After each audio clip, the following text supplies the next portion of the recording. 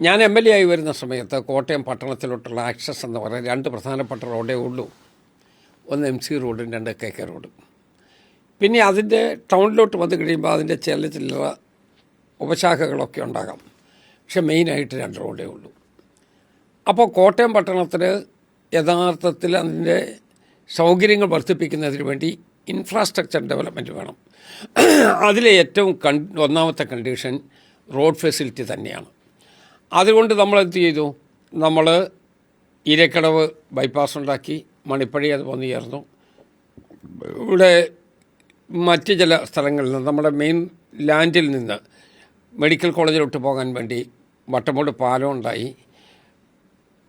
പൂവത്തുങ്കൽ പാലം എന്ന് പറഞ്ഞ് വേറൊരു പാലം അതിൻ്റെ തൊട്ടിപ്പുറത്തുണ്ടായി. അതോടൊപ്പം തന്നെ നമുക്ക് ആ പ്രദേശത്തെ യാത്രാ സൗകര്യം വളരെ വർദ്ധിപ്പിക്കാൻ പറ്റും. എലിപ്പിരിക്കാട്ട് കടവ് പാലം അത് വന്നതോടുകൂടി ടൗണിൽ നിന്ന് നേരെ MC റോഡിലോട്ടുള്ള ആക്സസ്സായി. അതിൻ്റെ തൊട്ടപ്പുറത്തും ഇതുപോലുള്ള നിർമ്മാണ പ്രവർത്തനങ്ങൾ നടന്നു. നമ്മളുടെ KK റോഡിൽ നിന്ന് വടവാമത്തൂർ മിൽമയുടെ പടിക്കൽ നിന്ന് തേമ്പ്രവാൽ കടവ് വഴി മോസ്കോ കവലയിൽ ചെന്ന് വെള്ളുപ്പറമ്പ് വഴി അങ്ങനെ ഒരു റോഡും അതിൻ്റെ സൗകര്യങ്ങളും ഉണ്ടായി. ഈ പറയുന്ന റോഡിനാണെങ്കിൽ രണ്ട് പുതിയ പാലം തന്നെ ഉണ്ടായി. ആ റോഡ് തന്നെ പുതിയ റോഡാണ്. അപ്പോൾ നമ്മുടെ തൊട്ടടുത്തുള്ള പ്രദേശങ്ങളെ കൂടെ പ്ലാൻ ചെയ്തുകൊണ്ട് അതിനെക്കൂടി കോട്ടയം പട്ടണത്തിൻ്റെ ഭാഗമാക്കി മാറ്റത്തക്ക വിധത്തിലുള്ള ദീർഘവീക്ഷണമുള്ള ഒരു നടപടിയാണ് നമ്മൾ എടുത്തത്. അതോടൊപ്പം മറ്റ് പ്രദേശത്തുണ്ട്. ഞാൻ ഈ ഒരു സൈഡ് മാത്രം പറഞ്ഞു എന്നേ ഉള്ളൂ. ഞാനന്ന് കോട്ടയത്ത് ഒരു രണ്ടാം പാലം വേണം എന്നുള്ള അഭിപ്രായക്കാരനായിരുന്നു. വളരെ സ്ട്രോങ് ആയിട്ടുള്ള വ്യൂ ആയിരുന്നു.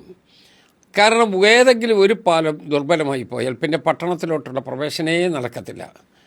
അതിന് കോടിമത രണ്ടാം പാലം, ആ രണ്ടാം പാലം ഇപ്പോൾ ഏറെക്കുറെ പൂർത്തിയായി കഴിഞ്ഞു. ഇനി മൈനറായിട്ടുള്ള കാര്യങ്ങൾ മാത്രമേ ഉള്ളൂ. അതുപോലെ തന്നെ ഇല്ലിക്കൽ രണ്ടാം പാലം വേണം. അവിടെ ഇതുപോലെ തന്നെയാണ്. ചെറിയൊരു കുമരകത്ത് ഇങ്ങോട്ട് വരുമ്പോൾ അവിടെ ഒരു സ്റ്റംബ്ലിംഗ് ബ്ലോക്കായിട്ട് വരും.